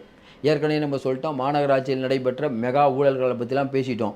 அங்கே இருக்கக்கூடிய அந்த கழிவறைக்கு டெண்டர் கொடுத்துருக்குது, அதில் ஊழல். ஏற்கனவே 15,000 கோடி நஷ்டத்தில் இயங்கிட்டு இருக்குது நம்மளுடைய மாநகராட்சி. அப்புறம் பார்த்திங்கன்னா அந்த பட்டினப்பாக்கம் இதெல்லாம் அந்த கடற்கரையை சீரமைப்பதற்கு வந்து அதுக்கு ஒரு டெண்டர் கொடுத்துருக்காங்க. அதுலேயும் இன்றைக்கி இருக்கக்கூடிய அந்த ஒப்பனை அறைகள்லாம் எப்படி இருக்குங்கிறது கேமரா போய் ஷூட் பண்ணி பார்த்தீங்கன்னா தெரியும். ஏற்கனவே கோயம்புத்தூரில் இந்த சூயஸ் அப்படிங்கிறத ஒருத்தர் குடிநீர் வழங்குறதுல அதில் பெரிய அளவுக்கு முறையீடு, தனியார் உள்ளே வந்துட்டாங்க. ஒரு பக்கம் பார்த்திங்கன்னா சென்னையில் வந்து போக்குவரத்தை வந்து நிறைய இடத்துல கொடுக்குறேன்னு சொல்லிட்டு அங்கேயும் தனியார் வராங்க. ஏற்கனவே பனிக்கொடை கொடுக்கலன்னு போக்குவரத்து தொழிலாளர்கள் கோட்டை நோக்கி பேரணி போகிறாங்க. பட்ஜெட்டில் அறிவிக்கணுங்கிறாங்க. பட்ஜெட்டில் பொருளாதார ஆய்வறிக்கை தாக்கல் பண்ணுறாங்கிறாங்க. பொருளாதார ஆய்வறிக்கையில் என்ன சொல்லுவீங்க? என்ன முதலீடுகளை ஈர்த்திருக்கிறீர்கள்? ஏற்கனவே 8.77 லட்சம் கோடி கடனில் இருக்கீங்க. வரக்கூடிய பொங்கலுக்கு நீங்கள் காசு தரணும், அதுக்கே கடன் வாங்கி தான் தரணும். எப்படியோ என்ன நீங்கள் பண்ணாலும் சரி 2030 வந்து $87 லட்சம், 87 லட்சம் கோடி முதலீடுங்கிறீங்க. சாத்தியமே இல்லை. 8.77 லட்சம் கடன் அடைக்கிறதுக்கு வழி இல்லை. இதை விட டாஸ்மார்க்கில் வரக்கூடிய ஊழல்கள் இனிமேல் வரும். பிஜேபி போக போக போக டாஸ்மார்க் ஊழலை தூசு தட்டும், அதை வந்து டேமேஜ் பண்ணும். டாஸ்மார்க்கில் இருக்கக்கூடிய அமௌண்ட்டை ஃப்ரீஸ் பண்ணும். நீங்கள் பிஎம்ஸ்டின்னு சொல்லிட்டு அந்த 400 கோடிக்காக எங்களுக்கு பிரச்சனை பண்ணிகிட்டு இருக்கீங்க. டாஸ்மார்க்கில் இருக்க வருமானத்தையே ஃப்ரீஸ் பண்ணுவோம். ஏன் ஃப்ரீஸ் பண்ணுவோம்? பாருங்கள், இந்த வருமானத்தில் எங்களுக்கு வர கலால் வரி வரல, அதுக்காக ஃப்ரீஸ் பண்ணுறோம் 1 மாதம். சார் 20 நாள் ஃப்ரீஸ் பண்ணாலே கவர்மெண்ட் தாங்காது சார். பிஜேபி பண்ணுமான்னு? ஆமாம், எல்லாம் ஒரு கூட்டணிலாம் முடிவாகிடணும்னா திமுக செக் வைக்கணும், இதுதான் நல்ல வழி. அப்போ நீங்கள் கடனே வாங்க முடியாது. கடன் வாங்காமல் எப்படி நீங்கள் வந்து பொங்கல் தொகுப்பு கொடுப்பீங்க? காசு எப்படி வரும்? அதனால் எல்லா விதமான சங்கடங்களும் இப்படி திமுக கண்டிப்பாக ஜெயிக்கும் அப்படிங்கிறது நாம் ஏற்றுக்க தயாராகலை. இவ்வளோ விஷயம் நம்ம சொல்லிட்டோம். மறுபடியும் சொல்கிறோம், இன்றைக்கி இருக்கக்கூடிய சூழ்நிலையில் விஜய்க்கு ஒரு பிரச்சனை இருக்கிறது. அவருக்கு எடப்பாடி போடுற மெகா கணக்கு முதல்ல நம்ம நினைக்கிறோம் ஃபஸ்ட்டு ஆப்ஷன் அவர் விஜய்க்கு தான் வைக்கிறார். அடுத்து தான் பிஜேபிக்கு வைப்பார். விஜயும் கூட காலம் இருக்கிறது, அவர் பொறுமையாக சொல்லுவார்னு தான் நினைக்கிறோம். அவருக்கும் தெரியும் கடன் நிலவரம். உடனே விஜய் அவர்கள் வந்து வரமாட்டார், அவர் வந்து அரசியலே அவருக்கு இல்லைங்கிறது நம்ம எல்லாருக்கும் ஒரு வாய்ப்பு இருக்குது. விஜய் அவரை பார்க்கும்போது ஃபஸ்ட்லேருந்து பார்க்கும்போது இந்த அரசியலை விளையாட்டாக எடுத்துக்கல சார். மக்களுக்கு ஏதோ நல்லது பண்ணு நினைக்கிறார். ரொம்ப தெளிவாக தான் பண்ணிகிட்ருக்கார். சில குறைகள் இருக்கலாம். உங்களுக்கு தெரியும், அதிமுக மதுரையில் மாநாடு நடந்தது, சாப்பாடெல்லாம் வேஸ்ட் ஆகி பெரிய குறை இல்லையா? திமுகவுடைய முப்பெரும் விழாவில் எவ்வளோ பிரச்சனை நடந்துருக்குது. மேடையில் வச்சு அமைச்சருக்கும் மாவட்ட செயலருக்கும் சண்டைலாம் வரலையா? உட்கட்சியில் எவ்வளோ பிரச்சனை நடந்துட்டு இருக்குது. இன்றைக்கி நம்ம பார்த்தோம்ல, சிவகாசியில் கவுன்சிலர்கள்லாம் போர்க்குடி தூக்குறாங்க. ஏற்கனவே கோயம்புத்தூரில் தூக்கிட்டாங்க, காஞ்சிபுரத்தில் தூக்கிட்டாங்க, தென்காசியில் தூக்கிட்டாங்க. இவ்வளோ பிரச்சனைகள் இருக்கிறது. எல்லாத்தையும் மீறி இன்றைக்கி திமுக வரல. அதனால் சில பிரச்சனைகள் இருக்கலாம். அப்படிப்பட்ட திமுகலே, ஆட்சியில் இருக்கக்கூடிய திமுகலே பிரச்சனை. அப்போ பூச ஆரம்பித்த விஜய் கட்சியில் பிரச்சனை இருக்காது. எல்லாம் இருக்க தான் செய்யும். அதை சமாளிப்பார்கள் நம்ம உறுதியாக நம்புகிறோம். மறுபடியும் 2026 திராவிட மாடலான்னு சொல்லும் போது நீங்கள் கேட்குறீங்க, ஐயோ 2026 திராவிட மாடல்னால் திருவள்ளுவருக்கே வந்து திருக்குறளை எழுத கற்றுக் கொடுத்தது கலைஞர் தான் சொல்லிடுவாங்களோங்கிற அளவுக்கு இன்றைக்கி நிறைய மீம்ஸ் எல்லாம் வந்துருச்சு. ஏன்னா அடுத்து வந்து இவங்க வந்துட்டாங்கன்னா, இப்போ பார்த்தீங்கன்னா திருத்தணியில் வந்து காமராஜர் பெயர் வைக்கிற அந்த எடுத்துகிட்டு கலைஞர் பெயர் வைக்க சொன்ன உடனே காங்கிரஸ்காரங்க அமைதியாக இருக்காங்க. அதுக்கப்புறம் அன்புமணி ராமதாஸ் அவர்களும் சீமானும் குரல் கொடுத்து, அதுக்கப்புறம் காமராஜர் புகழை மறைப்பதற்கு இவங்க முயற்சி பண்ணுறாங்க. காங்கிரஸ் அமைதியாகுது. அப்புறம் காங்கிரஸ் எங்கே இருக்கிறது? கொஞ்சம் யோசனை பாருங்கள். அதனால் இன்றைக்கி இருக்கக்கூடிய திமுக கூட்டணி கட்சிகள் நிலைய வித்துவான்கள் நிறைய பேர் இருக்காங்க. அதுவும் இல்லாமல் வெளியில் பத்திரிகையாளர்களை போர்வையில் நிறைய பேர் வந்துட்டாங்க. நம்மளை மாதிரி சில பேர் வந்து திமுக ஆட்சியுடைய தவறை சுட்டி காய்ச்சினா இவங்களுக்கு ஒன்றும் தெரியாது, யார்ட்டையோ பணம் வாங்குறாங்கன்னு சொல்கிறாங்க. மக்களுக்கு தெரியும். என்ன இவ்வளோ நேரம் பார்த்துட்ருக்கீங்களே, நான் உண்மையாக பேசுகிறேன்னா, இப்போ நம்ம பார்த்தீங்கன்னா எல்லாத்தையும் நம்ம விமர்சிச்சுட்ருக்கோம்.